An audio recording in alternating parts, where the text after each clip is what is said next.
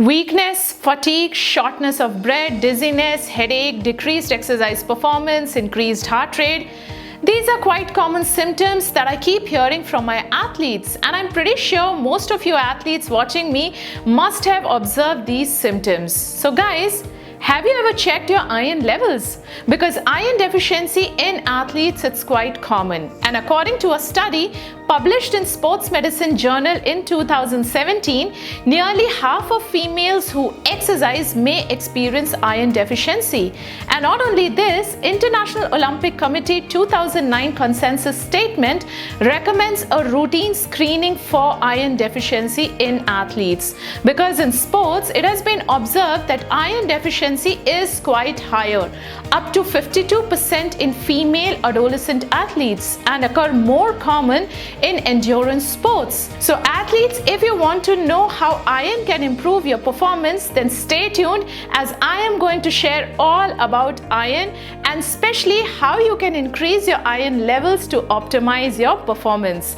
Welcome to my channel. I am Rashmi, Cherian, registered dietitian and sports and exercise nutritionist. And if you're new to my channel, then please subscribe and don't forget to hit that bell icon down below to get notified about my new uploads.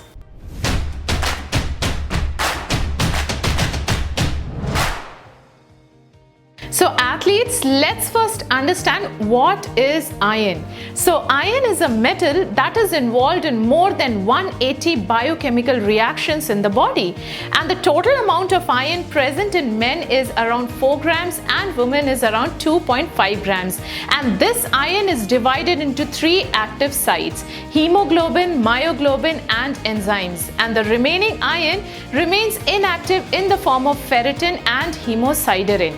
So guys, what is the actual role of iron? Like, why do we need iron in the body?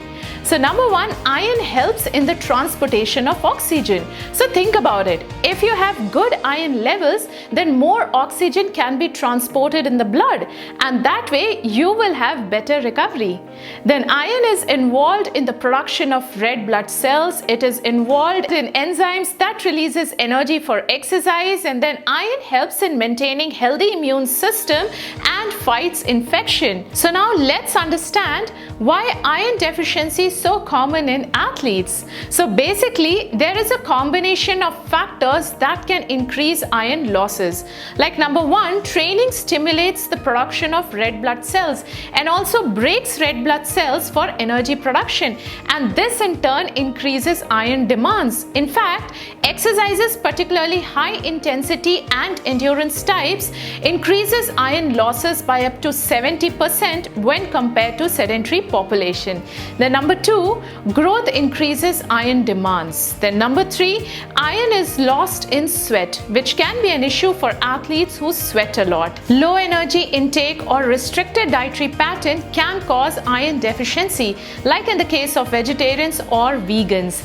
And females need to be extra mindful of their iron intake in order to meet their body demands due to monthly blood loss. So athletes, I would suggest you to get your blood test done to evaluate your iron levels, and I would recommend you to test your hemogram, then iron profile, which will include serum iron, total iron binding protein and transferrin saturation.